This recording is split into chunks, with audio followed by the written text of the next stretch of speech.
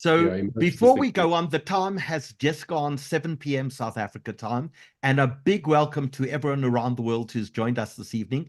And this is the fourth time that we've actually done a presentation on the winners of the Cannes Lion Awards. Is that correct? Yeah, it's very exciting. It is the fourth time. So I have a confession that may age me a little.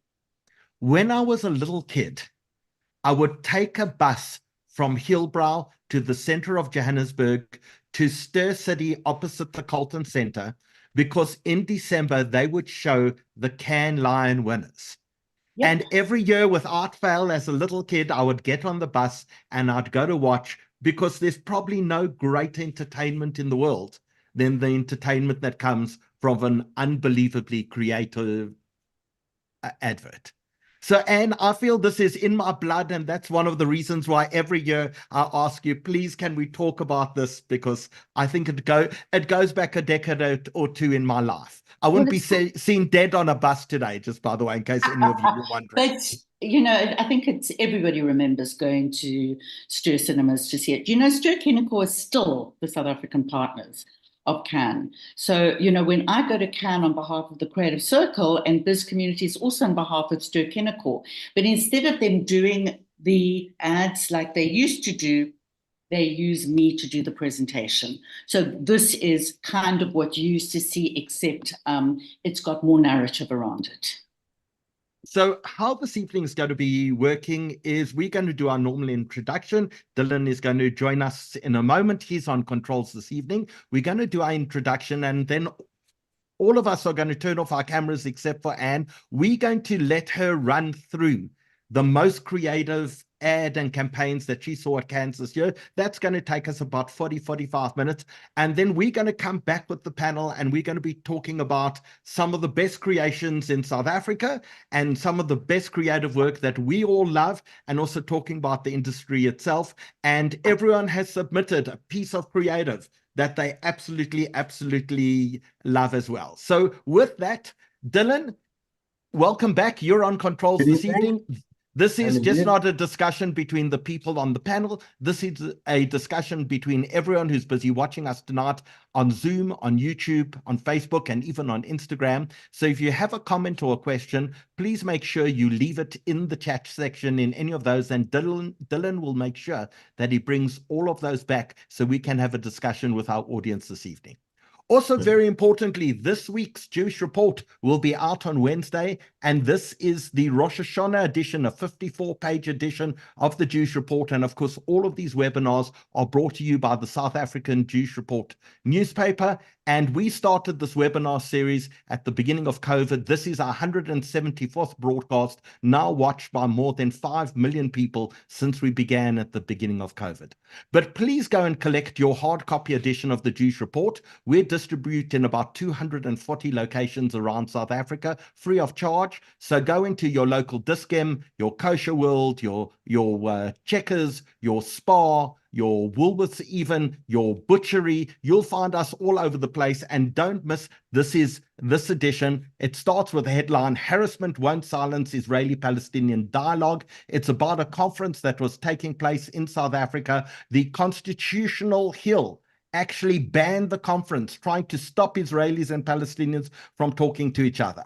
Even though most of the people who are coming to the conference were on the extreme left, apparently to a Nazi, a Jew is a Jew no matter what happens, and they were determined to attack the conference. So it's a very interesting read. Please go pick up your hard copy of the Jewish Report. Don't forget, you can also go online. You can be approximately one of the 120, 140,000 people who go online every month and read their copies of the Jewish Report on sajr.co.za. You can either download the entire edition or look at each of the individual articles as well. And don't forget, of our 174 broadcasts that we've done, almost all of them are available on YouTube and also on our webinar button that you'll find on our website as well. So if you go to the Jewish Report website, you will see on www.sajr.co.za, you'll see a button for the webinars. You can click on and see any of our broadcasts that we've done, including last week's edition, which had about 15,000 people who watched that one. And finally, don't forget, bookings are now open for Jewish Achiever Awards. It's our 25th anniversary. For 25 years, we've been recognizing the remarkable and disproportionate contribution which the South African Jewish community has made to South Africa. We have an unbelievable set of winners that are going to be highlighted in this year's awards. Judging took place last week, Sunday. Voting is shortly going to begin. We've had 5 panels of judges, about 35 judges in total, and they've been working their way through 850 people who are nominated for this year's awards. So if you'd like to be with us on the 17th of November at the awards, please don't forget, make a booking, contact the Jewish Report officers. They will make sure that you get a table or seats at the Jewish Achiever Awards this year. So with that, Dylan, thank you for joining us this evening. Thank you. You too. I'm very excited for this webinar. And to Heather, a big welcome. You've struggled to join us. Where in the world have you been hiding away? We have to... Okay, you're with us on audio as well now. I'm away in the north in Limpopo, but I'm very thrilled to be here and finally to have gotten in. So thank you for inviting me. Fantastic. So we're just telling everyone we're going to turn off our sounds and our cameras now. Anne is going to take us through what happened at the Cannes Lion Awards this year. And then we're going to come back, have a discussion, talk about which of the adverts and marketing campaigns that she highlighted for us that we actually resonated with. And then we're also going to be showing some of your favorite creative of the year as well. So Anne, thank you for joining us. We're all going to go on mute and turn off our cameras. And we would like to thank you for presenting what is an unbelievable ability to see what's happening in the wild world of marketing and advertising. Thank you. Thank you, Howie. Thank you. So let me share. This is the part where Right. Can everybody see the screen? Just say everybody yes. Can. Please go ahead. Thank you. So this was the 71st Cannes Lion Festival and the 11th time that I have been. And I have to say that every year I go, it gets better and better and better. And as I think everybody could expect, you know, what everybody was talking about this year was AI. But this year was very different to last year, because last year, ChatGPT had only been launched 7 months before Cannes. So there was so much trepidation and so much anxiety about AI. And this year, it seems like everybody had calmed down and everyone has accepted that AI is part of our lives and is going to stay part of our lives. And now, how do we actually work with it? So it was a tale of two Cannes, because while everybody on the main stage spoke about AI, the jurors were not particularly impressed. And you'll see that out of the work that was awarded, very little actually had AI, which is really interesting and very encouraging. And the main message that came through all the time is that, remember, AI does not have empathy, emotion, or real insights. AI's main contribution really seems to center on efficiency and time saving. And particularly for creatives, you know, by harnessing AI, you can free yourselves from the mundane tasks and focus on the aspects of creativity that really are so important today and have never been as important. So the future isn't about creativity, isn't about AI, it's about AI and us, the humans. So AI was only used in 12% of the entries this year. So really, for 2024 at least, human creativity still leads. And jurors made a point of elevating what remains to be the most important to the work, and that is creative ideas. So the first campaign I'm going to show you won the Grand Prix for outdoor. It actually does have AI in it, but it's AI in a very, very human way. So have a look at this pedigree campaign.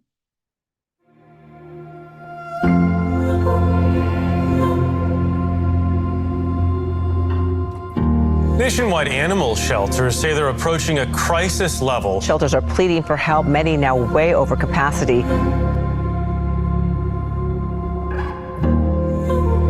Pedigree and Nexus Studios present Adoptable. Adoptable uses machine learning to transform a basic photo of a shelter dog into studio-quality photography. That shelter dog can then be inserted into any digital pedigree ad. Each ad directs people to a personalized landing page. Here, they can learn more about the dog they just saw. And when adopted, that dog is instantly dropped out of media rotation. Now, every pedigree campaign can feature an adoptable dog near you. Adoptable uses an AI model that is trained to understand the exact visual composition and the nuance of the specific dog. Fur length, body shape, and color identity can all be customized to match the individual dog waiting in the shelter, right down to its unique markings. And because the rig is fully augmentable, the dog can be positioned to suit any media format. But currently, 1 in 5 adopted dogs are returned to shelters. Using geographic data like proximity to parks and household sizes, Adoptable matches dogs to the locations that suit them best. Adoptable is transformational for us at Pedigree. Soon, every dollar we spend on media will not only help to bring our products to the world, it will help bring adoptable dogs to the world too. I love that. So this next campaign won a gold in digital craft. It's from AB InBev for Michelob Ultra. Last year, I presented a campaign called McEnroe versus McEnroe, which was like air on steroids. It takes it to a whole nother level. This innovation has the potential to change a whole sport. And that's why we have the best technologists in the world, the best engineers in the world. As the official sponsor of Williams Racing and Logan Sargent, Michelob Ultra will keep reminding everyone the importance of joy. But this time, they did the impossible. This is Michelob Ultra Lap of Legends, a 1-hour show like nothing on TV. This is the first ever real versus virtual race. I mean, nothing like this has ever been done before. One real car and a real Formula One driver. At the iconic track of Silverstone, against the F1 legends who inspired him. Turned into 6 virtual cars. Mansell, Villeneuve, Andretti, Hill, Button and Frost. In 1993, would you have believed this was possible? Not in 93, even not 6 months ago. It's lights out and away we go! Nigel Mansell jumps ahead! Andretti overtaken! Damon Hill trying to dive on the inside! Logan Sargent going wheel to wheel with virtual cars!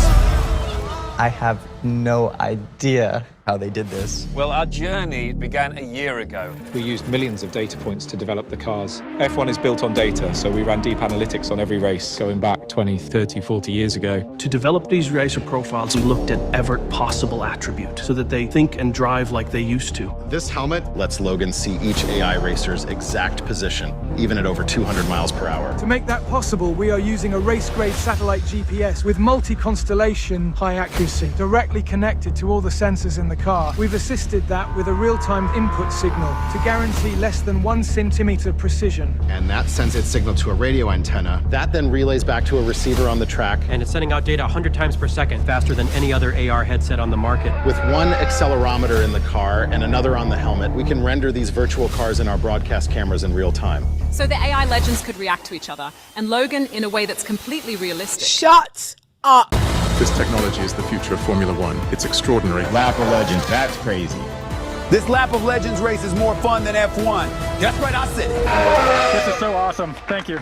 Good job, buddy. Good job. I mean, that's insane. So humor was back again this year. I remember last year I mentioned that humor had come back because for the years preceding 2023, things were kind of very dark and very serious. And I think it was as a result of COVID. And people really wanted things that made them smile and laugh. And last year it started and there were quite a few humorous ads. But the most effective ads tested by a company called System 1 were humorous because 80% of people said they were more likely to buy a brand that used humor and that they'll spend more money on a brand that uses humor. 78% of the UK and US winners this year used humor. and that was up from 52% last year. But 95% of business leaders really still fear using humor. And I think it's understandable because, you know, there's a very fine line between humor and becoming corny or cheesy. So humor is difficult and you've really got to get it right. So here is a fantastic example. It won gold in the film category. And what I love about this campaign, it is very single-minded, it is focused on the product, and it doesn't have a massive budget.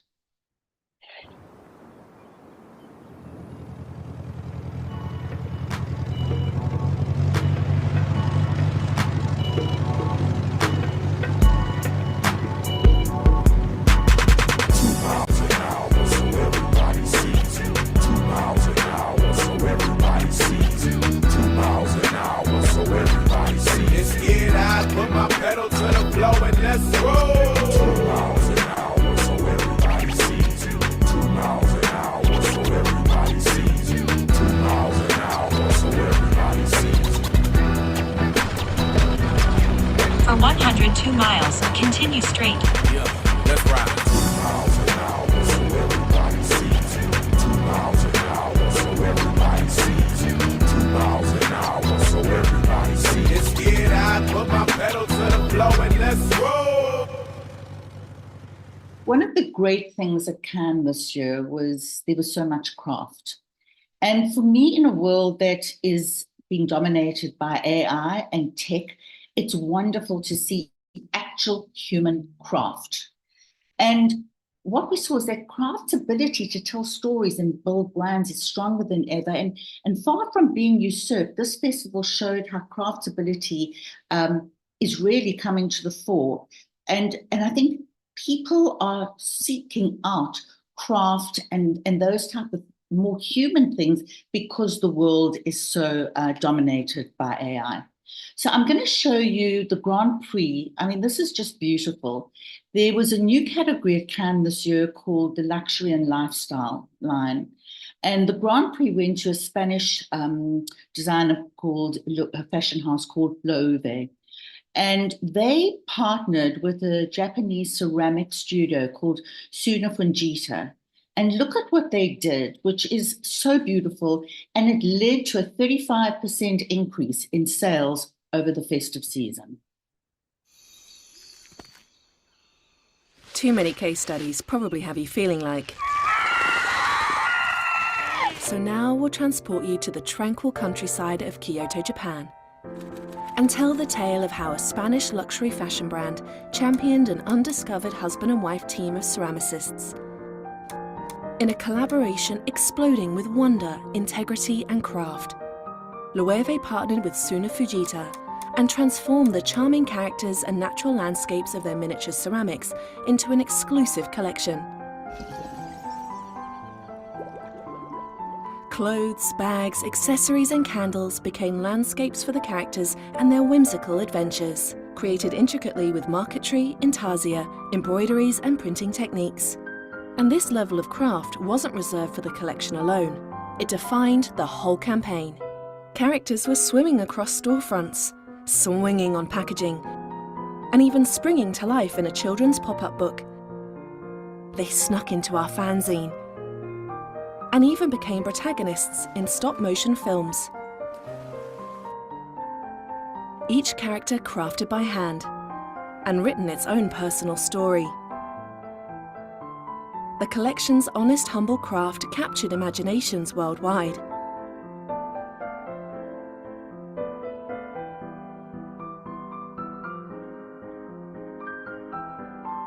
And introduced it to this husband and wife team through a magical campaign that honored their craft at every level. I just think that's exquisite. So this campaign won the Grand Prix for good. It's for Reporters Without Borders. There are 3 campaigns in the series. I'm showing you the one that I think is the strongest. But what I want you to do is not just look at, obviously the message is incredibly powerful, but I just want you to look at the cinematography, the art direction, just the detail in this campaign that we don't see anymore, the actual craft that has been put into this piece of work.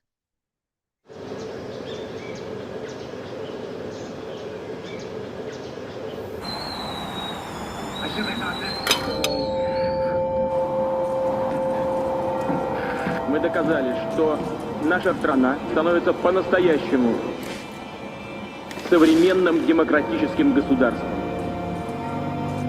У нас общие цели. Мы хотим, чтобы наша страна была свободной, процветающей, богатой, сильной, цивилизованной страной.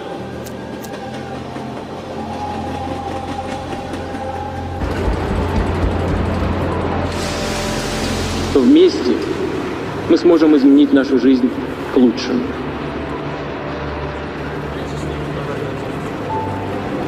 Страной, которой гордятся ее граждане и которую уважают в мире.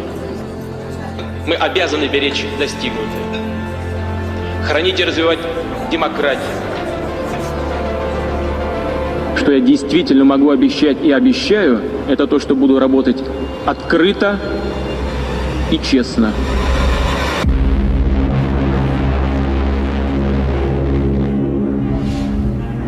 Спасибо.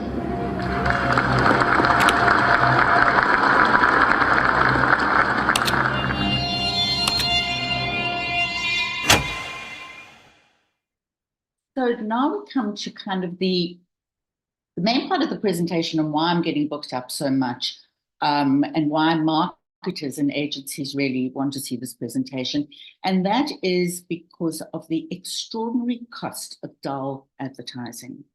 This was a presentation put together by John Evans of System 1 and Adam Morgan, who wrote Eat Big Fish. And this is the biggest challenge, is the amount of nothing people see when they feel when they see advertising. So what they did was they took 160,000 ads and they tested them. And what they determined was that 50% of these ads elicited absolutely no emotion, nothing. Now that's a big waste of money. And that's not only a waste of money, that's a big problem, because we know that emotional ads work. What we feel is what we do and is what we buy. Emotional ads are likely to create more profits than dull, unemotional, uncreative ads. But most importantly, if brands continue using dull advertising, it's going to cost them, or it does cost them, so much more money to break through than an emotional, creative ad. And in fact, it costs on aggregate in the US $228 billion.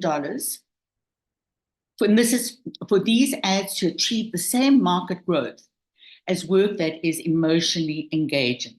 And it costs an extra £10 million per brand in the UK. So just think about that, and think about some of the ads that you've seen. The ones that are very creative, they don't need as much media money, because they break through, they go viral, people talk about them. But dull ads just elicit no emotion, and you're wasting a lot of money.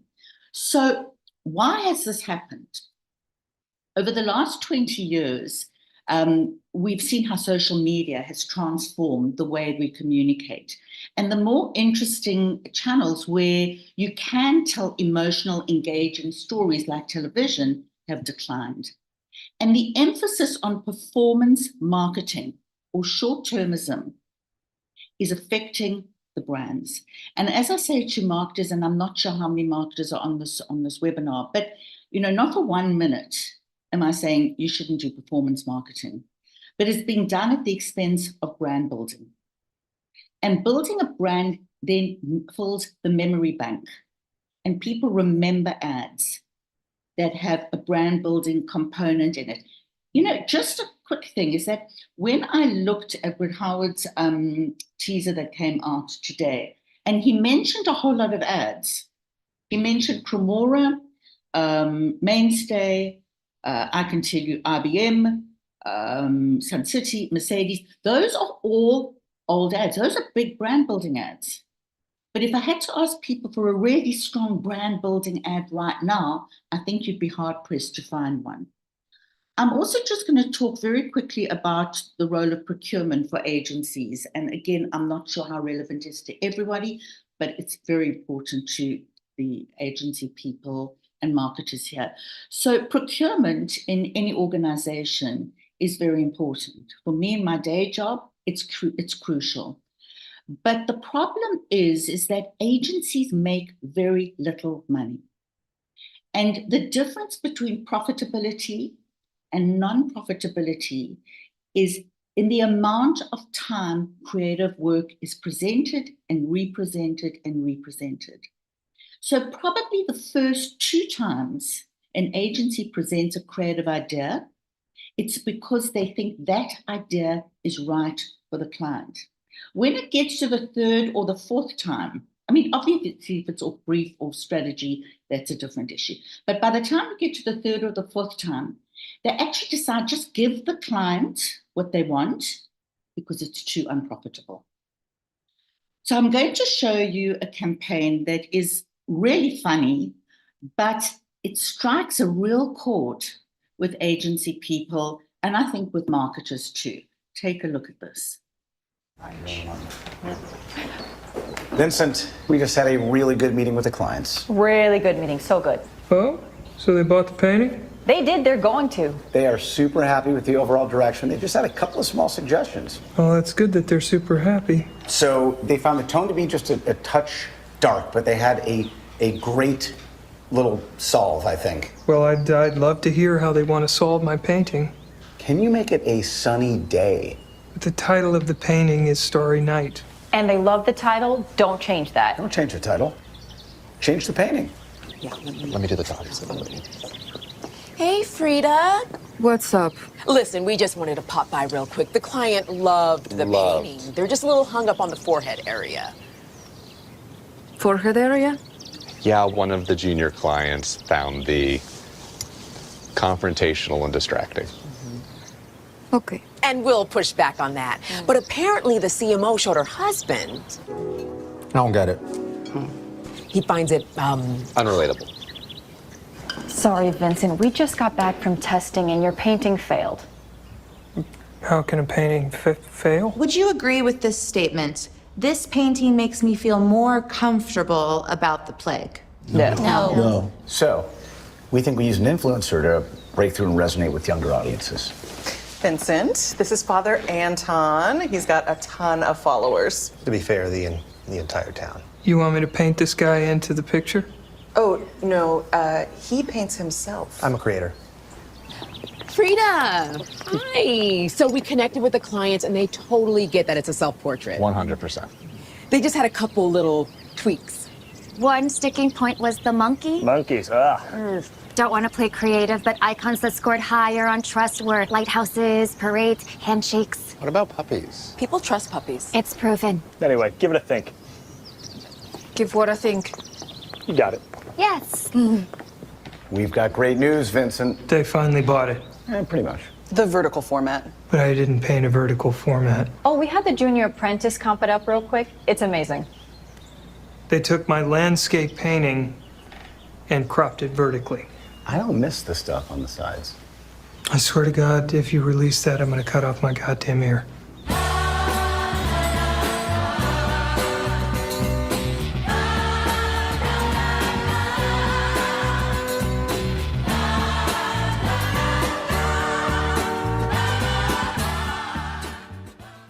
So to my agency friends on the panel, I don't know how you feel about that, but yeah, it's an exaggeration, but this type of thing does happen. And then you're left with a result like you saw.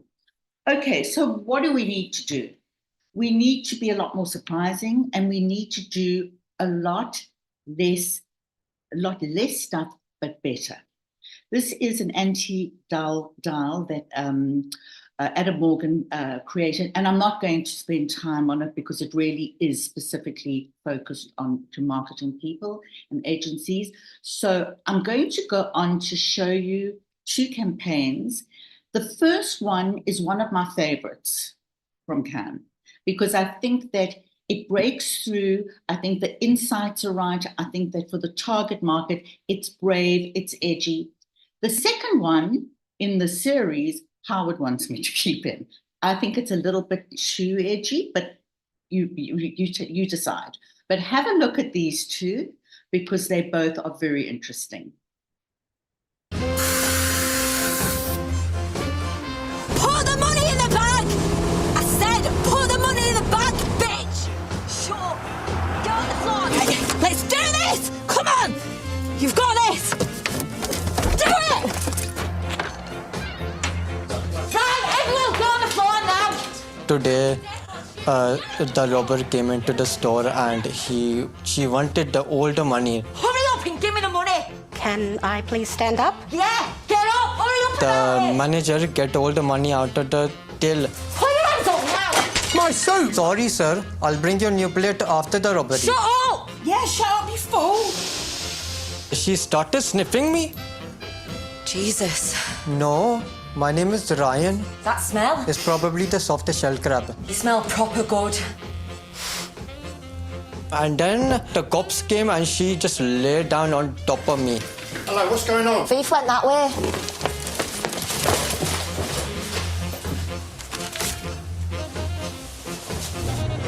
I love you.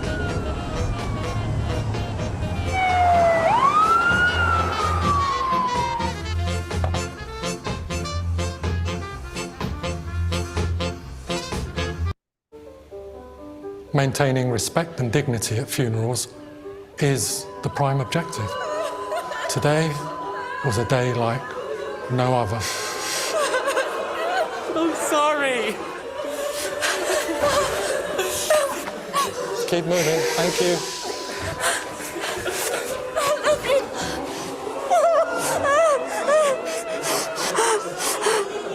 Excuse me, what are you doing? This is disrespectful. Can I fall in love with this dead body because it smells so good?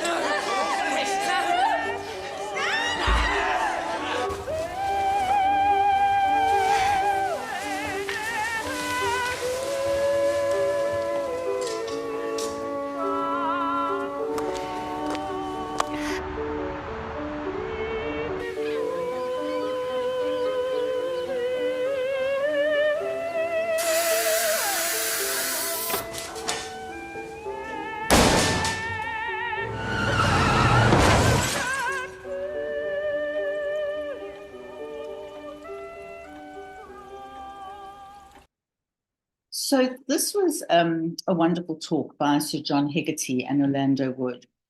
And what they said, and this was also going back to the whole thing about dull advertising.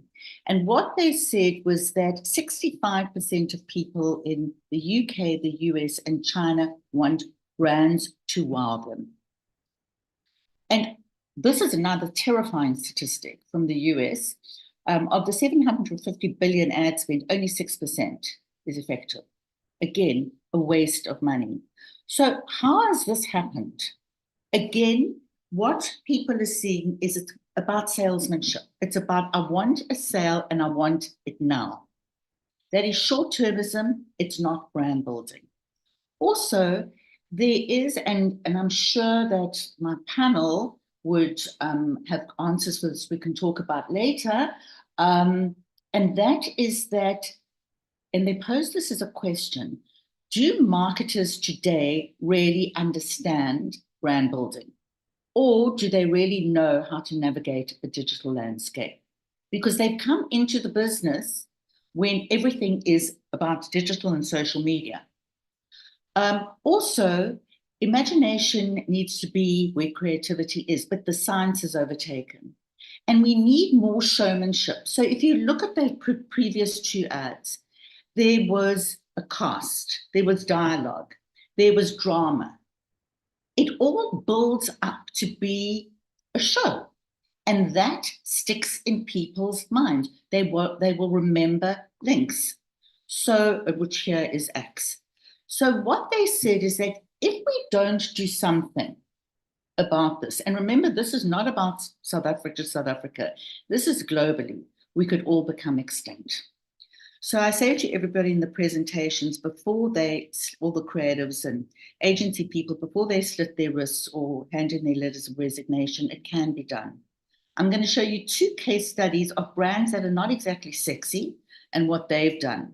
And there also are brands in South Africa who have a culture of creativity and who are doing amazing work.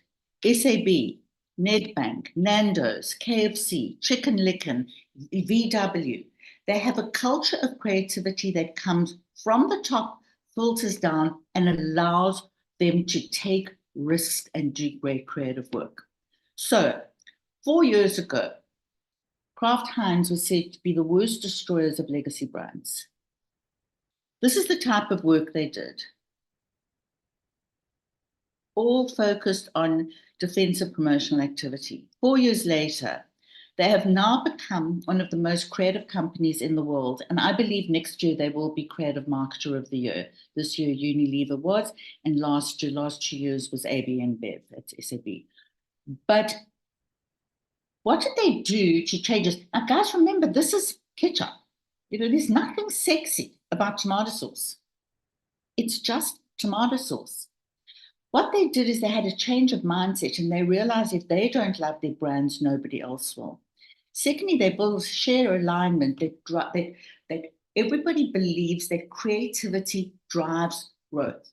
Because at the end of the day, creativity is a results-based business.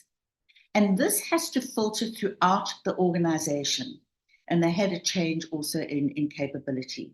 So here's a montage of work that they did that actually resulted in them getting the Creative Effectiveness Award. But this is the work over 4 years, 5 years, for Kraft Heinz for ketchup, which has a 76% market share in the US. So to get additional share on top of that is very, very hard. But they keep getting it because they keep reinventing and doing amazing stuff. Just look at this. Ketchup? Ketchup? That went way over my head.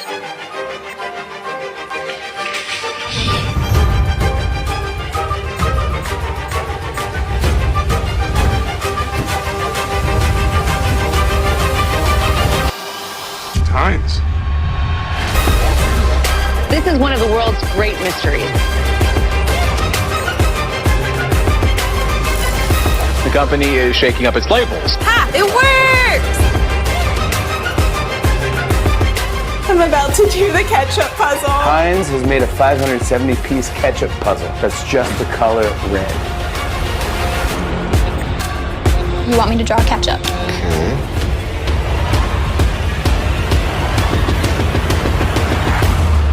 That's mustard.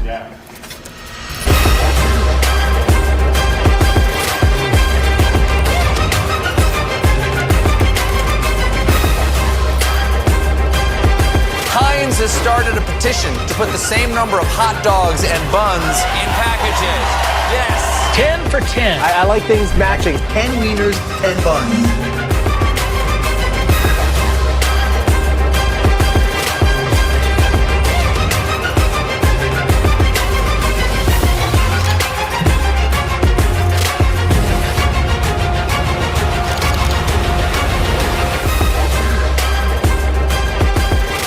A fan posted Taylor Swift was eating a piece of chicken with ketchup and seemingly ranch.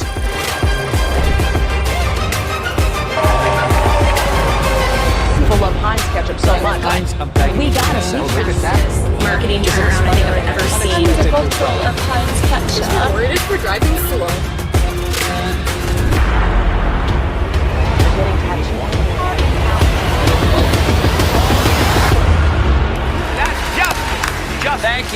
Thank you, Heinz.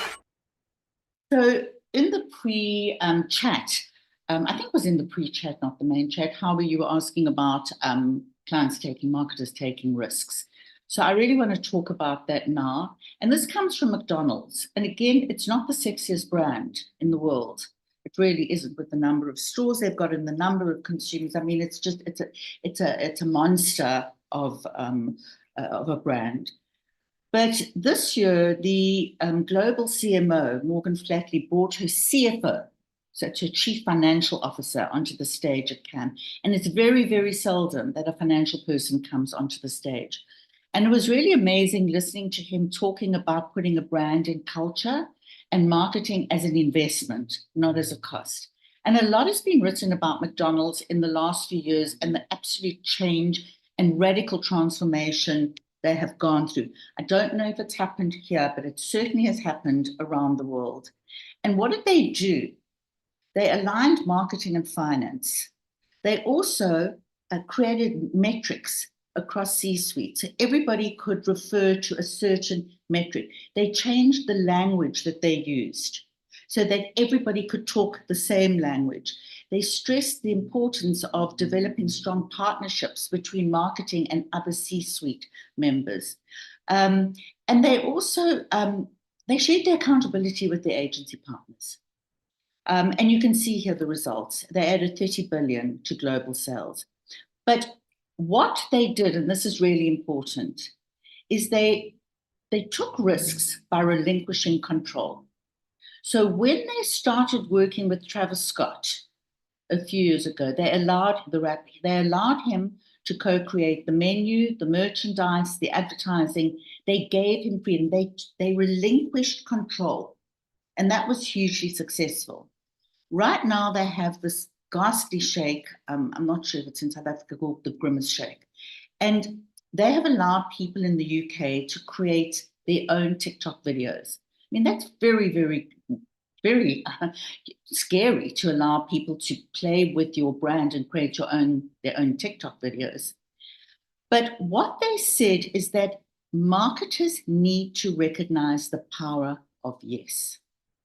And I think that, my agency friends on the panel and anybody else who does work with trying to take risks and setting brave ideas, this will resonate with them. Because at times when you get presented something that is scary or makes you feel a little bit nervous, the obvious route that you take is saying no. And what McDonald's is saying is when you are faced with that, take a risk and say yes, and take a chance, because that is where the magic is. So this is a campaign that won gold in direct, in outdoor, and in B2B. Now, this is the most iconic, this is, I think, one of the best examples of relinquishing control. Coca-Cola is the most iconic logo in the world.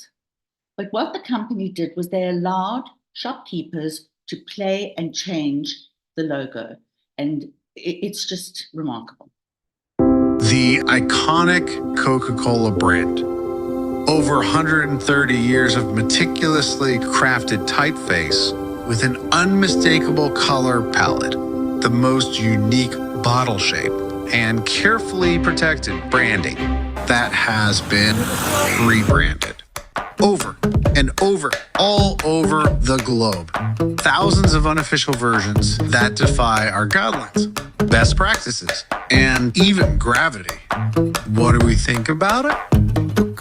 Well, we love it. We went after local shops in the four corners of the planet. I thought myself a bit of an artist and thought, what? Coca-Cola signs. I remember my first thing in the morning, he wanted to have a newspaper in his hand and a glass having that Coke coffee. Segundo quarteirão direto descendo, já dá pra ver mal o paredão da Coca-Cola. Tem marca que vem aqui, né, manda mudar tudo, né? A Coca elogiou, me pagou e ainda fez propaganda. And we partner with them in a global platform, locally advertising them to their home audiences, then showing to everyone that it's okay to co-create. But we were only getting started. Wow. Está increíble. Pensé que solamente los famosos. Newly designed Cokes came to life. Essa daqui eu não vou vender não, essa daqui eu vou guardar para sempre, hein? A new design approach was developed, and our brand touchpoints were redesigned. Finally, we archived all co-creations in a book, honoring the people and the businesses that have always been part of our brand.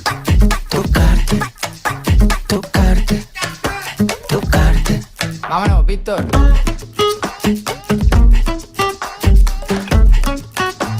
They come to the shop, they should know there is Coca-Cola over there. A big ad campaign like this it'll kind of put us on the map, I think, a little bit. So the B2B, that's business to business category, was only in its third year. And the Chief Marketing Officer of Vodacom, South African, Andisi Nsibani, was the jury president. And he really did us proud coming on stage and announcing the winners. And really what the whole thing with, I think this award, what it's doing is it's sending a strong statement to the industry about the power of B2B, and that it's cementing the unique value proposition and is proving that you don't have to be boring with B2B. You can be creative because you're still talking to people. Because also, people in the world are turning to business to play a meaningful role in addressing some of the world's challenges. And in the 2004 Edelman report that came out earlier this year, it states that more people place their trust in business than any other institution. They've given up on government and politicians long ago. So they look to business to actually make a difference. So this campaign, I'm almost coming to the end, won the Grand Prix in the B2B category. This is my other favorite campaign from Cannes. And again, just look at this in a world that is full of tech and AI and the simplicity of this campaign.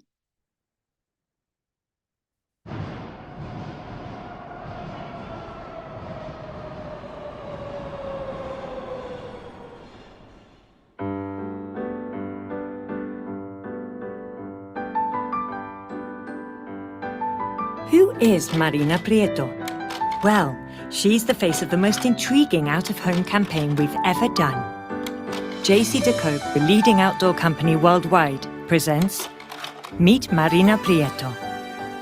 In 2023, Subway ad investment went down by 7%. So, to convince brands its media really worked, we chose her, Marina Prieto, a lovely 100-year-old grandma, creating her own content, but with no audience to see it. Ay, caramba. But that was about to change when, overnight, we placed Marina's 54 Instagram posts in hundreds of vacant spaces in Madrid's subway. If she could go viral, maybe brands would change their minds. Marina Prieto, 1923. ¿Alguien me puede explicar quién es esta señora? Esta pingüina. What started underground ended up everywhere. ¿Quién sale aquí? On social media, mass media, and even in countries she's never been to. Marina Prieto, la dame du métro de Madrid. The dream of any marketer. Which is why we chose to reveal what was behind the campaign on the one night where every CMO would be in the same room, the Effies.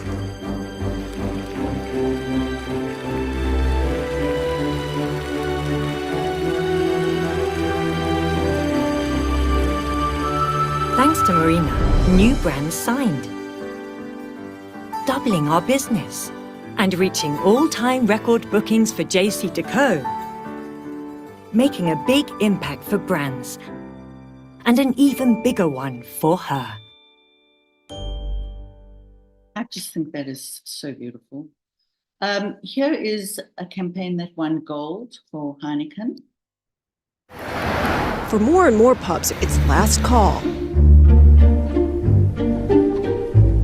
Rising costs, rising utilities, rising cost of materials. In the last 10 years alone, we've lost 10,000 pubs. Trying to be as loud as possible to say this just can't happen. The closure of a traditional Irish pub impacts the community immensely. And once it's gone, it's gone.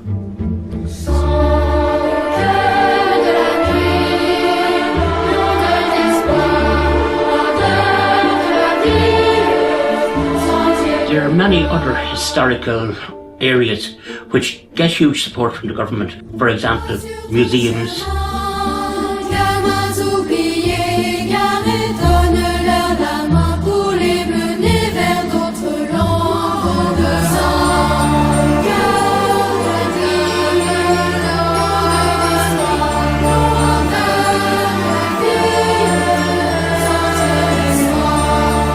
Welcome to Sean's Bar, the oldest pub in Ireland, Europe. According to the legend, Oliver St. John Gogat. Around 900 AD, a man called Michael Quinn acquired this photograph of Toner.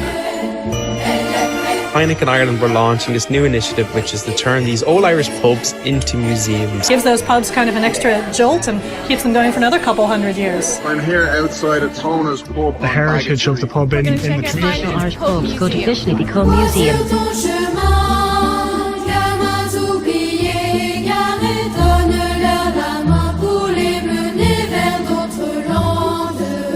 I feel that the idea of turning a pub into like a mini museum is fantastic. Toner's pub here on Baggy Street is a living museum.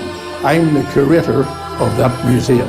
Grant aided, tax exemptions, etc. The Irish pub gets support from the government.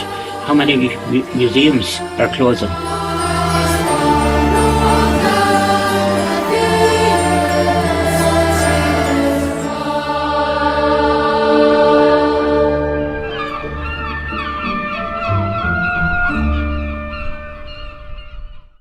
And finally, on the last night, a man called Jacques Seguela got the Lion of St. Mark Award.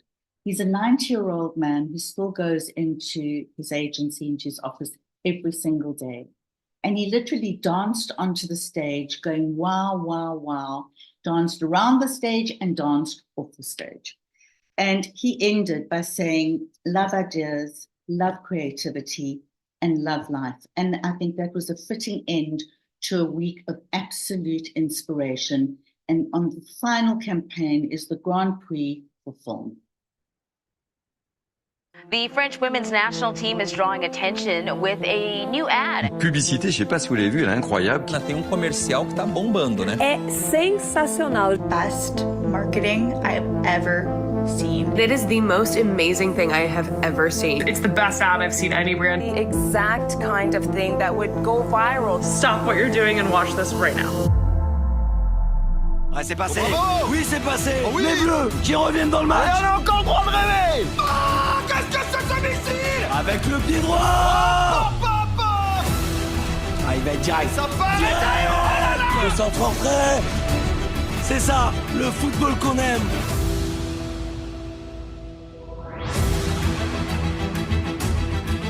Oh my God, it's so good. 2-minute video, the footage rewinds. The VFX are removed. It is in fact the elite French women's teams. Pegou futebol feminino. Ils en réalité, ce sont les femmes de l'équipe de France.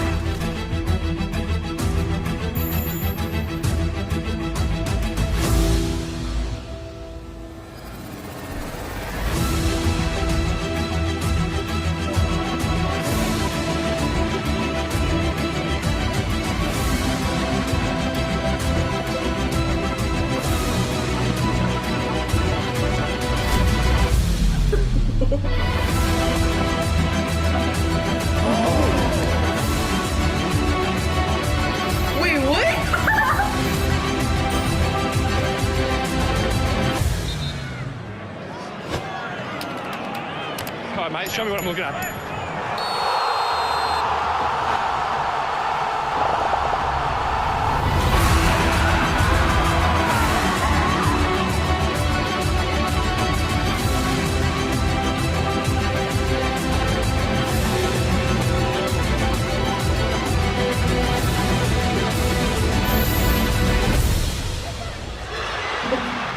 That tells me that women can't play like men, they can even play better.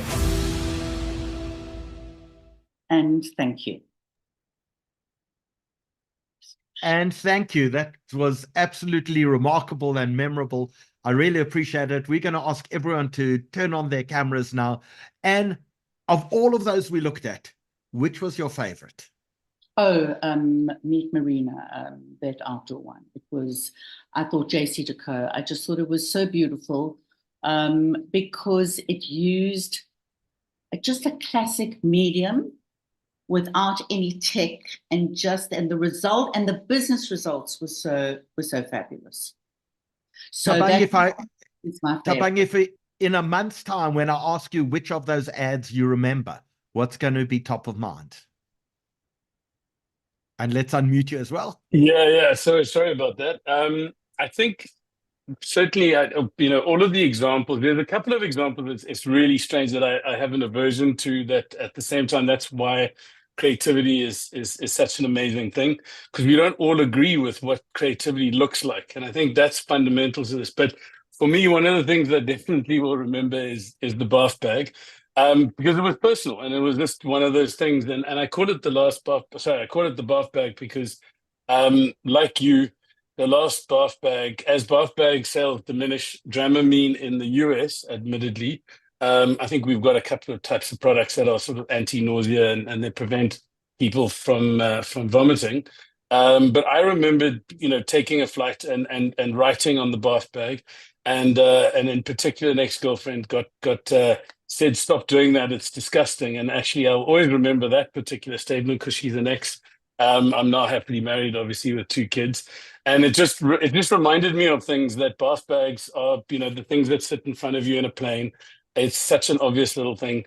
But what's interesting is that there are tools that we have or there are medication that you can take to prevent vomiting. And so it was very American as well. So we're going to be showing that advert in a few minutes time. Warren, what stood up? And then we're going to ask Heather as well.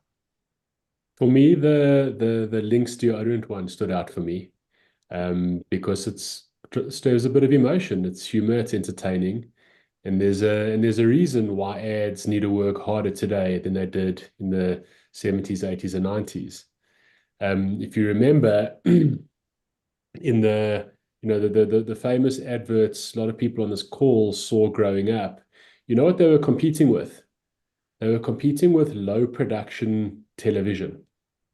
If you think back and you remember MacGyver or Dallas or any of the content that was on TV at the time, that was all low production value, and ads were actually high production. Today, it's completely the opposite. Today, ads are low production, and you have a huge amount of content on TV that is there to compete with. So Anne referenced it earlier, but the data is unequivocal today. Emotional advertising works. Dull does not. So tell me, Anne loves the one Lynx advert, the guy in the restaurant.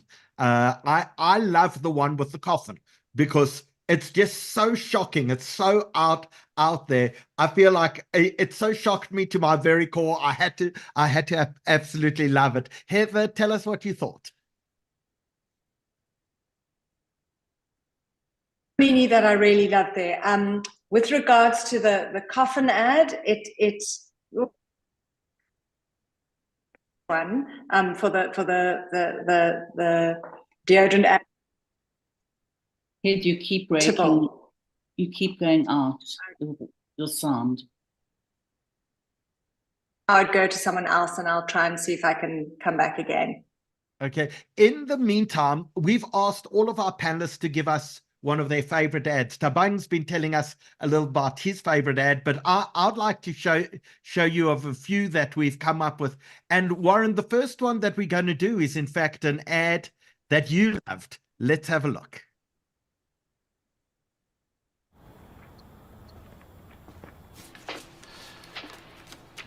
Hiya. You all right?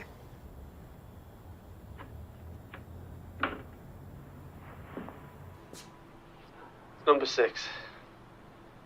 One of those, please.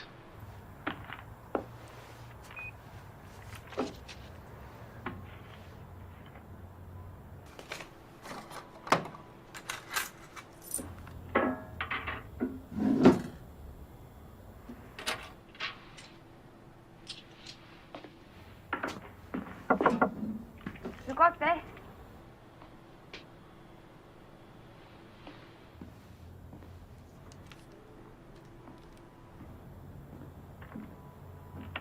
Love you, Dad.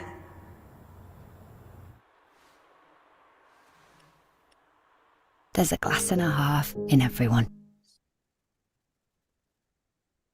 So Warren, the love you, Dad, I can feel that warm, fuzzy oxytocin actually rising within me as I watch that.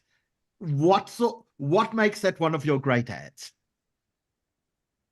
There's a lot behind it. So first, you need to understand Cadbury's as a brand and why that ad is so appropriate for Cadbury's. Cadbury's has a preceding any ad is something what we refer to as positioning, brand positioning, and the brand positioning of Cadbury's is generosity, and it has been for 40 years. You look at the payoff line, a glass and a half. Right, that's more generous than all other milk chocolates that only have a glass of milk. Any ad you see, the theme, the big idea is around generosity. So that's the first thing. So the ad is very on brand, and you don't see enough of that. The second thing is that the casting is extraordinary. So you've got this guy and you've got this girl. You're not sure who he is. You know, it looks quite dangerous in the beginning. You're unsure of his intentions around this woman behind the counter with this big thick glass, and then you get this big reveal at the end where it's actually her dad. And that emotion that it stirs up has tested. So Ann mentioned earlier a company called System 1. That ad has tested the highest ever on System 1 for all the techniques around what we call brand salience.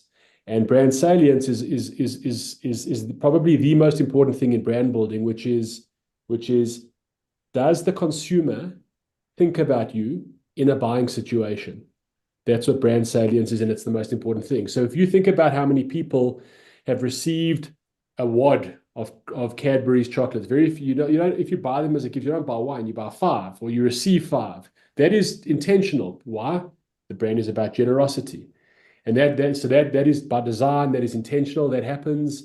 And that ad is just an extraordinary example of a brand doing it right. It's all about the story. It's great content, and it's full of emotion. I feel a lot of advertising is about the oxytocin, the release hormone of love that you feel within it, and that absolutely gets us in the heart. Heather, we're going to try you again. You're in Limpopo, you're on a game reserve, you had earpods in. We're going to see if we can actually hear you now and see which of the ads that Ann showed us that you loved. Okay, thanks, Howard. I'll try again. Shout if you can't hear me. Looking good. Okay, I'm going to say that the ad that I liked was the Marina ad, but also the Apple ad, the simple one. I think so often a lot of the advertising that we watch is very complicated, it's very complex, when in actual fact, the vast majority of us just want something that is fun, it's got a little bit of humor in it, it's not too jarring, and it resonates with us. So the Apple ad I thought was just simple and very effective, and obviously that Marina ad was just incredibly touching, again very simple, and not too complicated, something that everybody can relate to. I think ads have to be relatable to make an impact, and also it sparked a little bit of curiosity, like who was this individual, and that was very special. So Heather, I want to ask you a question about your day job, because you market a bank. Traditionally, banks have not been terribly edgy in the way that they've marketed to people. Now, you have one advantage. Your bank looks a little like a zebra.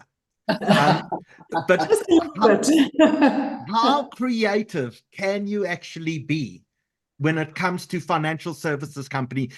We were speaking earlier that marketing managers don't want to take risks. Can you take a risk in the sort of company that you're in? Well, Howard, let me answer the question by saying one of the other interesting ads which I could relate to was the Van Gogh ad and the painter ad, etc. Because sadly, I think I could see a lot of myself in that. So for those agency partners that are on the call, they're probably thinking, oh dear God, we've got clients like that. And sadly, that might be some of us. I think one of the things that I'd written in just thinking about ads for this call, and when you asked what was your favorite ad, it is hard to think of it. And one of the things I wrote was, you have to have courage and you have to be brave and bold when you are marketing. Yes, it's incredibly difficult when you're in a particular industry that I'm in, financial services, but you've got to take that risk. And I loved and the comment you were saying where, you know, the one company brought their chief financial officer onto stage. I think that's something to be ticked off, because you've got to try and prove that creativity can drive the bottom line and drive those profits.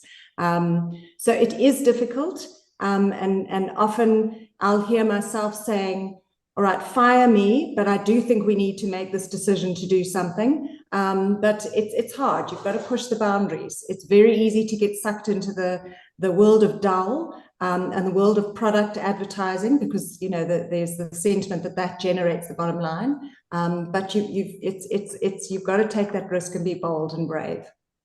Well, you speak about the Van Gogh ad, and the client wants a little tweak, and I saw Tiffany Markman actually posted in the comments. She said, in many ways, this is my actual life. I saw that. Sorry, Tiffany. I saw that comment.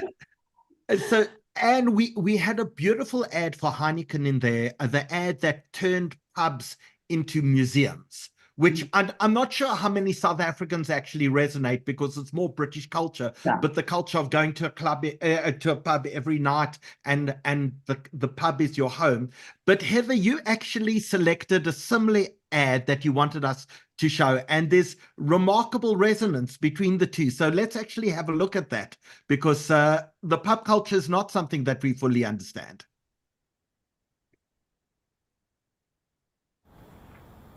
Sorry, we go.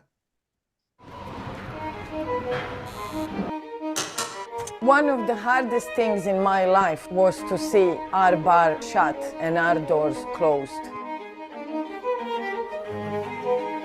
About 60% of closed businesses that won't be reopening. Experts say it could take 4 to 5 years to recover.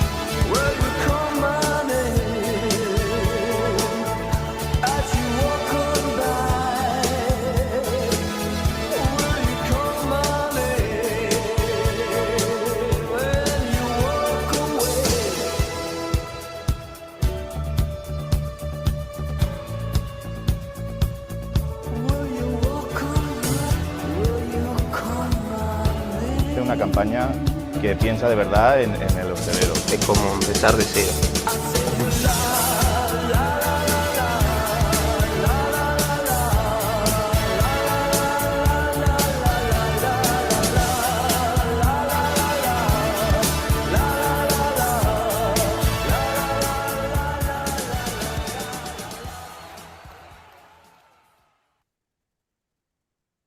So Heather, tell us why you love that, besides for the Simple Minds music. For those of us who grew up with Simple Minds, like, there's certainly a great sense of nostalgia about that.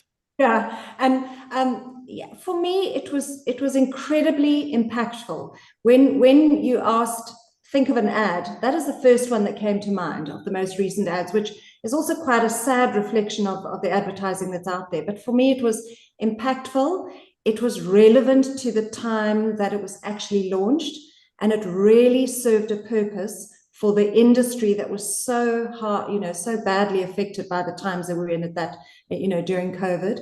And I thought it was actually quite brave. Can you imagine the companies behind that trying to convince their CFOs and their CEOs that actually we need to do this when the world was reeling, and most of us were saying, okay, we're going to get 100% back on our media buying. Let's, pocket it because we don't know where we're going. To actually take that risk and say, we're going to do something different. I think that was incredible. So again, for me, it was simple, it was relevant at the time, and it was incredibly purposeful.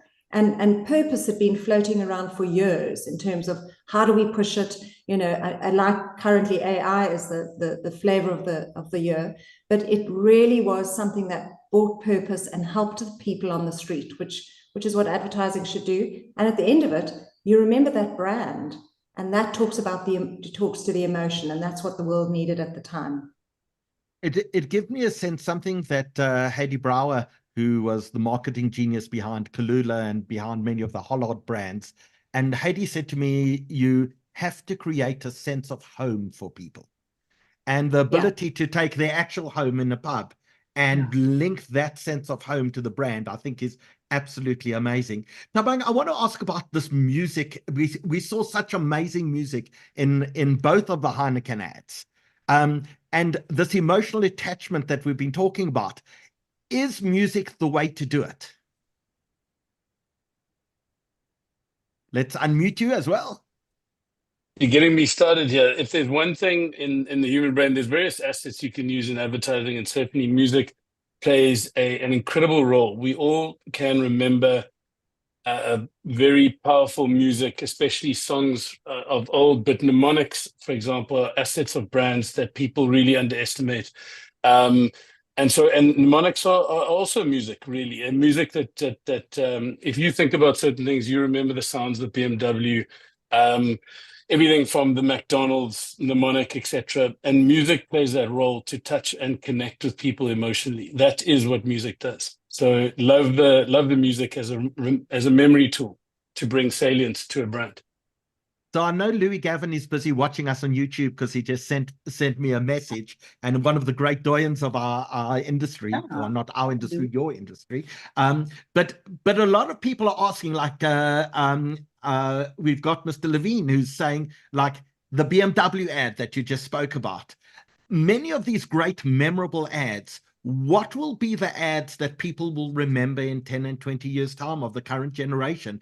And is there anything that we've seen in the last few years that stand out as the great, people have been talking about the Peter Stuyvesant ads, the mainstay ads. Is there anything being created today that people will remember in a decade's time? I don't think so, Howie. I think that's the problem. There's just not enough strong brand building ads. There's not enough ads that have that emotion, that really talk to you. If you think, I mean, you know, if somebody said to me, what's your favorite ad of all time? It's going to be the BMW mouse. Because it was so simple, so single-minded, so focused on the product, about the power steering. I mean, that ad is probably 30, 40 years old. You know, IBM with the elephants. We just don't see ads like that anymore. And you know, I'm racking my brain here because I work with, you know, over 200 agencies all the time, and I get exposed to so much work. But I don't know, help me out, my panel. I mean, Warren, can you think of any ad right now that will be remembered in 20, 30 years' time? Well, I think it's an interesting time to bring in the idea of what we call where we refer to wear out with regards to ads, and what that means technically is do people get bored of ads?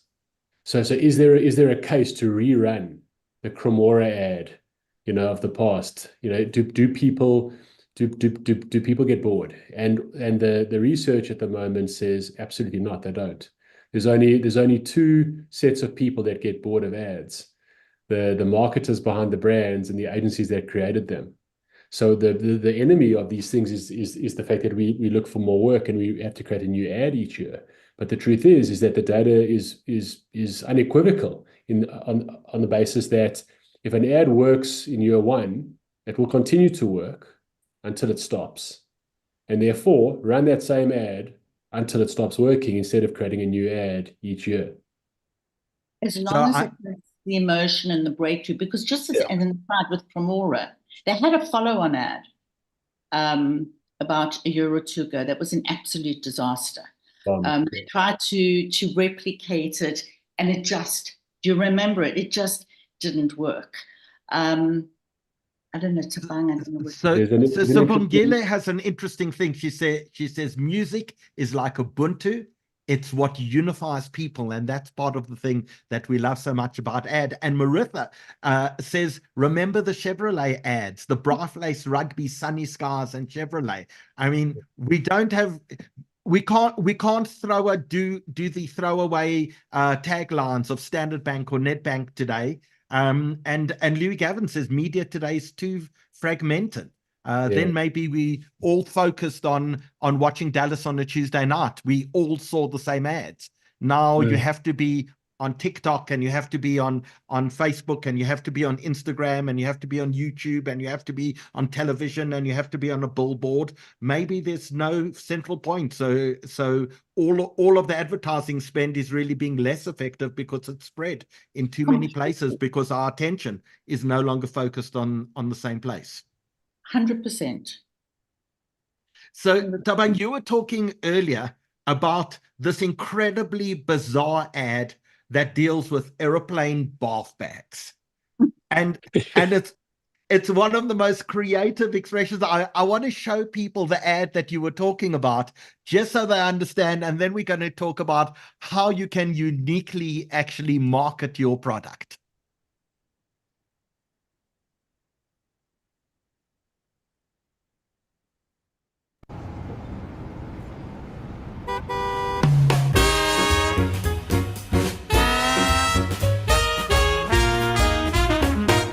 Dear Dramamine, I'm writing you on behalf of the barf bag community.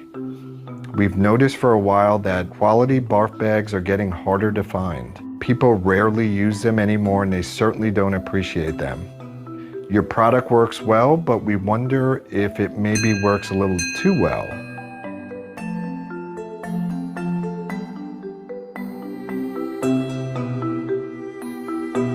Would you say that Dramamine is killing the barf bag?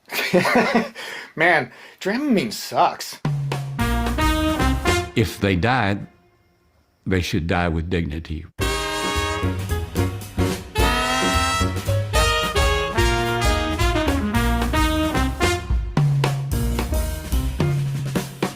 With jalapeno linguine. But it just comes out and it sprays all over Felipe. Right now I've got about 7,500 different ones. Who has Dramamine been hurting for 75 years? Barf bag collectors. To collect something that no one else collects. Apparently you throw up and then disappear. That was so cool. Yeah. It's bigger than the brand.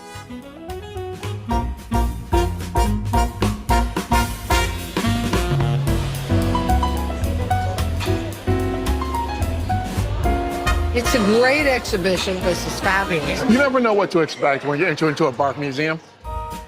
If you could save them, would you? Not for barfing. This is not a barf bag.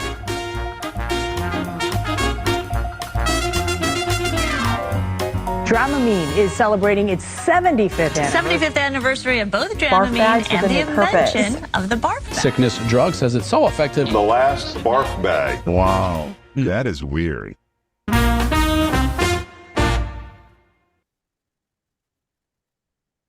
Can I just say something? You know that campaign won the Grand Prix in health and wellness. And I've had it in my presentation that I've been presenting everywhere. And it was just so weird when Thabang said he's putting that in, because I took it out yesterday because I wasn't sure how well it would go down. But it's genius because, again, it's an unsexy product. It's an anti-nausea pill. And the way that they've done this, you will never forget it. Thabang, it's a great ad. Thabang, before we do it, just Lauren tells us Haze Freshener ads. Nice People, the Joneses is something she remembers. Johnny's telling us from 40, 50 years ago, Black Cat peanut butter. Oh. And Skwambane is going to talk about something interesting because it turns out she and I both have this relationship with bath bags on airplanes. Thabang, tell us why you chose that ad.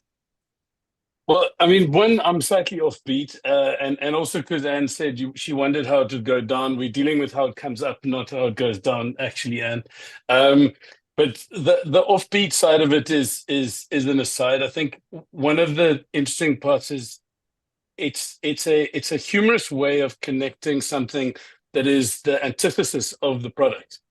And then it gives a last hurrah to something, and that reveals to people this amazing product that they've got that actually prevents the thing from happening. So it's really creating that tension that no one would have expected to create in the first place. And I think tensions are a lovely way of doing a reveal in a brand or a product. There are a couple of ads like that Cadbury's ad, for example, that reveal at the end is an ideal moment of tension, but also it's heartwarming and it's emotional. And then sometimes interesting and odd becomes the thing that people they pay attention to, and that stands out, right? The bath bag. What are you talking about? And so I was left with a like I said, it just reminded me of a personal issue, but it is actually about the interest factor that you can create with the antithesis of the product. So Sibongeli tells us that she takes her leftover food from the airplane in her bath bag, which freaks me a little bit, if I can say. But I mentioned to you I travel quite a bit, and if I could start my travel career again, I would collect a bath bag of every flight. Because on so many flights, I would take out a bath bag and a pen. I would date it, what flight I was on, and then I would give my thoughts or make notes about something on the bath bag. So I actually have an entire collection of bath bags that's sitting in cupboards. So I feel the thing that's destroyed the bath bag for me is actually not Dramamine, because I don't get travel sick, but the fact that I can now use my cell phone on airplane mode. On the airplane, I can now make notes on the plane. But before that, I had to use a pen in the bath bag because I never had any paper on me. So an interesting relationship. Yeah. As we watch the next one, I'm going to ask everyone watching us on Instagram, on YouTube, on Facebook, and on Zoom to please give us a note on what your favorite ads have been tonight and what you remember from your past of what has really stuck with you that you think is a great ad. So I want to put in one of my choices, one that I was involved with together with one of your colleagues, Thabang, because I was involved in Mmusi Maimani's election campaign, and we had to do a television ad.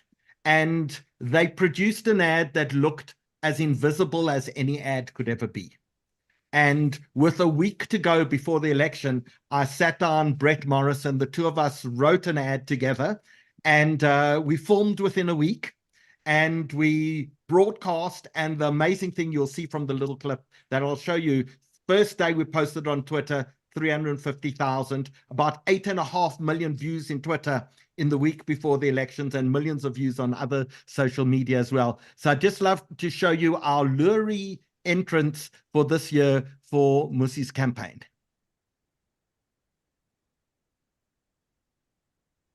South Africa's political parties are not known for world-class advertising. They spend hundreds of millions of rands on political campaigns, most of which goes entirely unnoticed. As a smaller party, Build One South Africa didn't have the production or media budgets of the ruling party and its opposition. These established parties are well-funded and either produce highly polished ads filled with empty promises or were going viral for the wrong reasons, like burning the South African flag. Bossa wanted to enter the conversation and speak to South Africans at a critical moment in the country's history, only weeks before voters would go to the polls.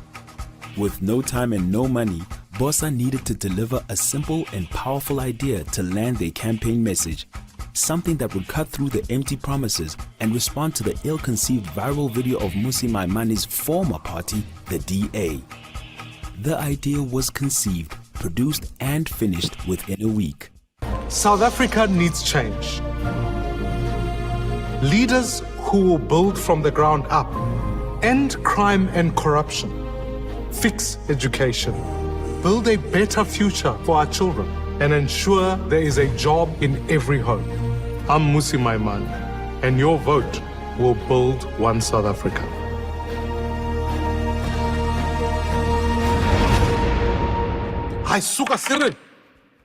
And the message resonated immediately. On X alone, within the first few hours, the ad had been played more than 340,000 times. Within the next 24 hours, it received millions more views and tens of thousands of comments and shares. It was quickly picked up by the media and received millions of rands in free coverage, and even sparked some spoof content. And I am committed to building families. South Africa got the message, Bossa got the votes, and Mosimaimane got into parliament. So one of the interesting things I learned is when you call up Hilton Tannenbaum and say, we need to shoot an ad in a week, have it edited in a week and have it released. People don't take so well to that. Yet it's absolutely possible. So an amazing thumbs up to Brett Morris and Hilton Tannenbaum for being able to produce, direct, write, edit, all within a week. But one of the amazing things is we put it on Twitter, 8.5 million views in literally a week. And on Facebook, it did terribly. On TikTok, it did terribly. And I called up Aviv Wheel, who used to be at Facebook, and I said, Aviv, what have I done wrong? And he said, it's a 50-second ad. No one has the attention span to wait for a joke for 50 seconds. The Sukkah Cyril hitting Cyril's hand away with his corruption towel. He said, you have to, in fact, put the joke up front. You've got 8 seconds on Facebook. If you haven't caught their attention within 8 seconds, no one's ever going to watch it. So we recut the ad. We put the Sukkah Cyril in the beginning, and we got about 2 million views within the next few days on social media, just by changing where the ad went. So a big lesson for me in terms of Twitter. The attention span on Twitter much longer than the attention span on things like TikTok and Facebook. Guys, what did you think of that ad? Warren, let's start with you. So the trick with any good commercial is that it needs scale.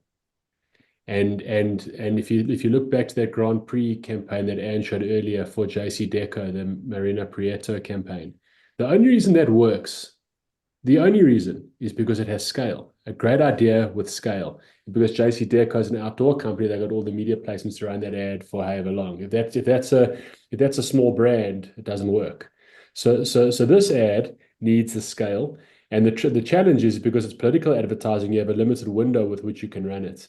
So if that's the message that Bossa wants to drive home for the next election, that message starts today and keeps going for the next 4 years until such time till that ad is run again for it to work. Doesn't matter how good it is, emotional, creative or not. If it doesn't have scale, it doesn't have a chance. Thabang? Let's unmute you again. This is becoming amateur hour here. Sorry, guys. I'm just trying to make you all look better, but we know I make this ish look good. So going back to firstly, I think that the repetition of jobs as the solution to everything that we're talking about was it certainly hit home. The love of South Africa and love the joke at the end of the day. But I'm fully behind what Warren says about scale in this regard. I think it's dependent on the brand, but in this particular situation, to get him to get even more votes than he did is to put this out at scale, and obviously time and budget were not on our side. So I think, firstly, I love the script. It's very simple and it hits home. The repetition, like I said, it's all about jobs. At the end of the day, if we can actually eradicate unemployment, I assure you crime would go down, our education system would be ramped up because people would be able to pay for electricity, et cetera, et cetera. So our economy would get back on track again and start driving consumerism, which is ultimately where we're at as advertisers. And so I think it's a perfect medium to deliver it. Interesting that you learned that there's different ways of delivering the media on different versions of social media. And the medium, there's little lessons inside of all of that we need to talk to, and I think that's something that we're missing. And I think Anne and even Warren as well, and everyone here could talk about this idea of the science or the technology and the use of that technology and as platforms. We don't know enough to do it well, and I think that's something that's going to hurt us going forward. But we'll leave that for the rest of the panel to maybe talk about over time. And I see Ian says that he's very ambivalent about the IBM ad which hatched the elephants. But I think there are an entire generation of people who saw that ad who believed that elephants came out of eggs. Yeah. Do we even pay attention to them? I mean, Not sure if we're talking about the same ad. I was talking about He Ain't Heavy, He's My Brother. And I don't think that was the one where they came out of the eggs. So that was the one that I was referring to, that I just thought. And again, I think it was the music as well. You know, that piece of music was just so perfect for that ad. And that's always stuck in my mind. So Ray says, do you know who I am ad is one of their favorite, but so many people have posted about the Cremora. It's not inside, it's on top as their favorite one. And I see that Judy says the Budweiser one with the horses in the USA is something that's so special that people may remember it was the horses and the puppy. I think probably three years ago as a Cannes winning ad.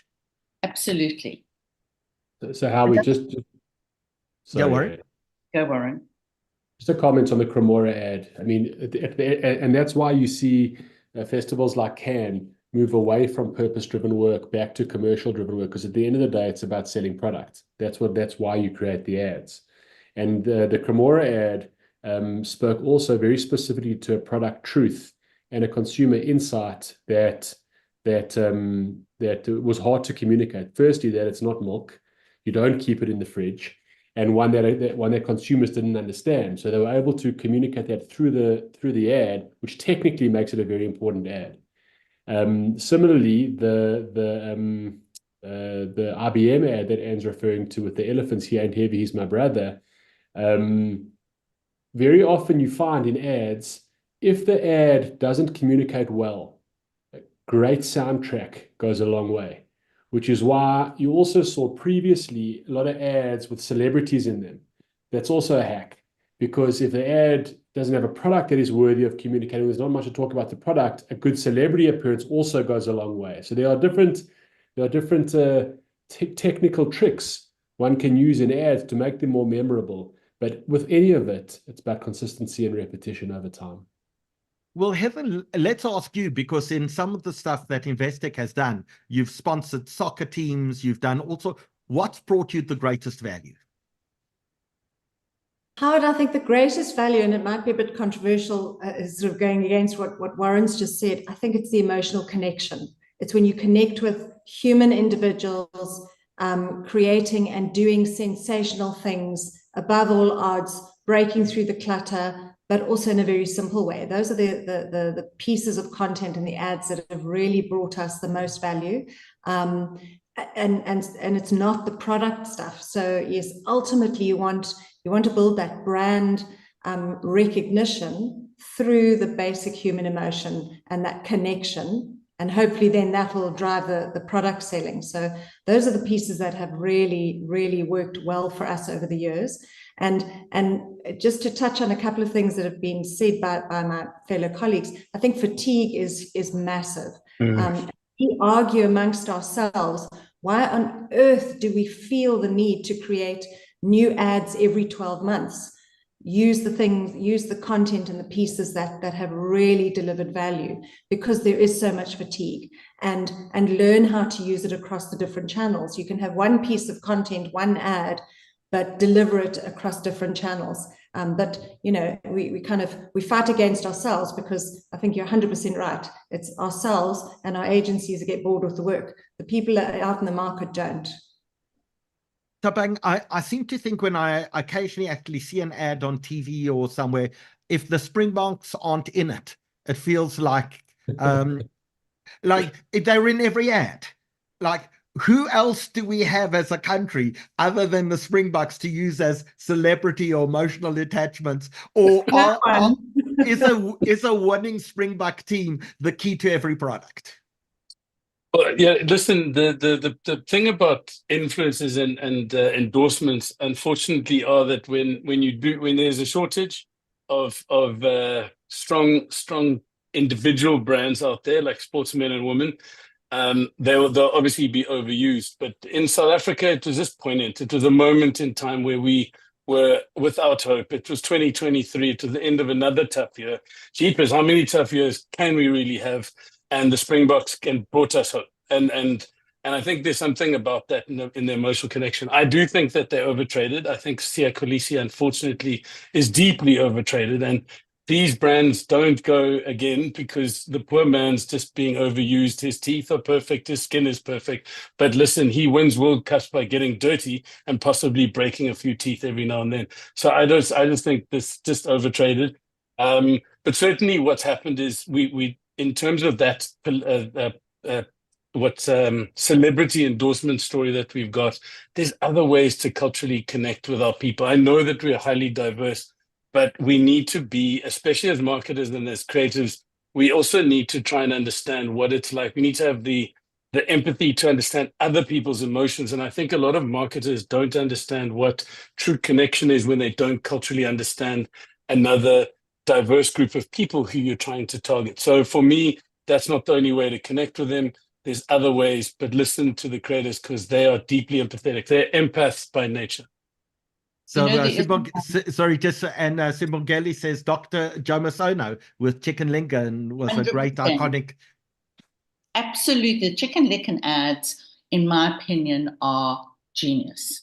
They are so wacky. They are, and I'm just not sure why they don't resonate on a global scale.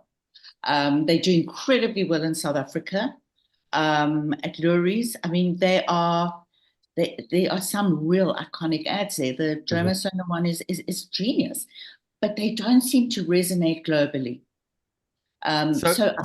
You mentioned the Lurie's, and can I touch on the Lurie's because for those members of our panel who are not members of the Jewish tribe, there's a word called faribbles, in Hebrew, broigus. This year, the Lurie's are being held on Yom Kippur. So all the Jewish creatives are not going to be there. Am I allowed to say, as an outsider to the industry, that is wholly inappropriate? A large sector of this industry is Jewish. And if you cannot accommodate our community in this, you've shown a level of disrespect to the people of South Africa. It is wholly and completely inappropriate. So Warren, myself, Mark Abel, and Brett Morris got together and we drove a campaign with Pritesh, who is head of the Lurie's, an appeal, and we said we were outraged. But Pritesh, who's head of and he said it was the only date that the city of Cape Town could give them. Our argument was, it is so disrespectful because would you put the Lurie's on Good Friday, on Eid, on Ramadan? The answer would be no. So we fought a good fight and we lost. They're not changing it. So when half the award winners are not there to accept their prizes, I hope in fact that the message gets driven home. Yeah, they put up a kind of apology on their website, which was a bit pathetic. They offered us VIP tickets, which was just, between the four of us, we fell about laughing. I boycotted Lurie's completely for the first time ever. I will not go to the Lurie's in any shape or form because I think it's disgraceful. Yeah. So Warren was part of Warren. You were part of a big part of the appeal. With that, we've gone on for about nearly 2 hours. I want to thank this remarkable, esteemed panel who've joined us from all over. Thabang, it looks like New York actually does have decent internet connectivity. Heather, we hope to get there with Limpopo as well. Cape Town has decent weather. Warren's back in a T-shirt. I think we've done okay tonight. What do you think? Yeah, it's been great. I want to leave us with one thought as in a moment I'm going to tell everyone to turn off their cameras and their microphones, but I want to play out with something because Warren, you spoke about bringing in celebrities and we've discussed brands using celebrities in what they do. but there's also an ability to create your own celebrity. And I'm going to play out just as people leave. You can either stay or you can watch. But the Dos Equis beer adverts, which ran for years and years, created probably my favorite celebrity in the world. They created an icon. The most interesting man in the world. Most interesting man in the world. I think something that we all aspire to be. So thank you so much for our panelists. No. Wait, Howard, you can't say that. And do you aspire to be the most interesting man in the world? Yeah. I was also going to make a comment on that, but may we all be the most interesting people in the world. In the world. With that, I'm going to ask all our panelists to turn off their microphones and their videos, and we're going to play out with about 7 or 8 minutes of the most interesting person in the world. Thank you. Thank you.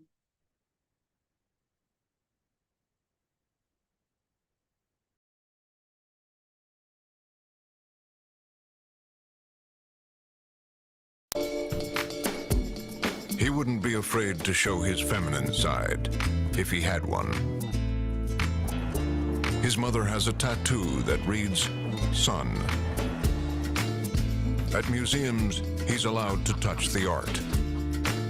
He is the most interesting man in the world. I don't always drink beer, but when I do, I prefer Dos Equis. Stay thirsty, my friends.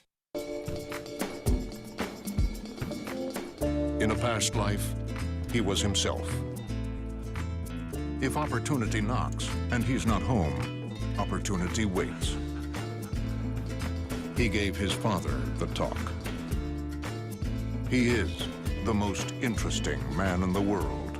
I don't always drink beer, but when I do, I prefer Dos Equis. Stay thirsty, my friends. He imagines himself in his own shoes. Отбивная Амары. На его бутерброде. He can smooth talk in sign language, man. Incredible. Locals ask him for directions. He is the most interesting man in the world. I don't always drink beer, but when I do, I prefer Dos Equis. Stay thirsty, my friend. He is the life of parties he has never attended. If he were to punch you in the face, you would have to fight off the strong urge to thank him. Sharks have a week dedicated to him. He is the most interesting man in the world. I don't always drink beer, but when I do, I prefer Dos Equis. Stay thirsty, my friends. If he were to mispronounce your name, you'd feel compelled to change it. Therapists open up to him. He skips the first date. He is the most interesting man in the world. I don't always drink beer, but when I do, I prefer Dos Equis. Stay thirsty, my friends. His small talk has altered foreign policy. He once ran a marathon because it was on his way. Sasquatch has taken a photograph of him. He is the most interesting man in the world. I don't always drink beer, but when I do, I prefer Dos Equis. Stay thirsty, my friends. He once gave a pep talk so compelling, both teams won. Your guess is as good as his. On second thought, no, it's not. When he whispers to a horse, it whispers back. He is the most interesting man in the world. I don't always drink beer, but when I do, I prefer Dos Equis. Stay thirsty, my friends. He's been known to cure narcolepsy just by walking into a room. His organ donation card also lists his beard. He's a lover, not a fighter. But he's also a fighter, so don't get any ideas. He is the most interesting man in the world. I don't always drink beer, but when I do, I prefer Dos Equis. Stay thirsty, my friends. He once parallel parked a train. His 2 cents is worth $37 and change. It has never been his bad. He is the most interesting man in the world. I don't always drink beer, but when I do, I prefer Dos Equis. Stay thirsty, my friends. His reputation is expanding faster than the universe. He once had an awkward moment just to see how it feels. He lives vicariously through himself. He is the most interesting man in the world. I don't always drink beer, but when I do, I prefer Dos Equis. Stay thirsty, my friend. If he were to pat you on the back, you would list it on your resume. Both sides of his pillow are cool. When in Rome, they do as he does. He is the most interesting man in the world. I don't always drink beer, but when I do, I prefer Dos Equis. Stay thirsty, my friends. He has inside jokes with complete strangers. Cuba imports cigars from him. Mosquitoes refuse to bite him, purely out of respect. He is the most interesting man in the world. I don't always drink beer, but when I do, I prefer Dos Equis. Stay thirsty, my friends. The last time he flirted with danger, danger got clingy. He once received a standing ovation from a juror's box. His thank you cards have prompted your welcome cards. He is the most interesting man in the world. I don't always drink beer, but when I do, I prefer Dos Equis. Stay thirsty, my friends. His fortune cookies simply read, "Congratulations." Skinny dipping was his idea. He can slam a revolving door. He is the most interesting man in the world. I don't always drink beer, but when I do, I prefer Dos Equis. Stay thirsty, my friends.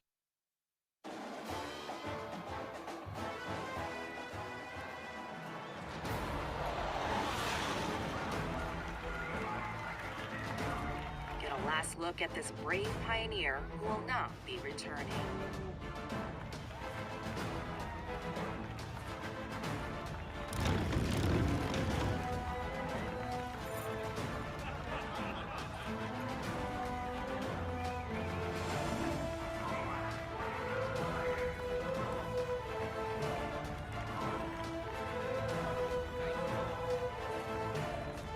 His only regret is not knowing what regret feels like. He is the most interesting man in the world. His trip to Mars is only one way. Adios, amigo. Stay thirsty, my friends.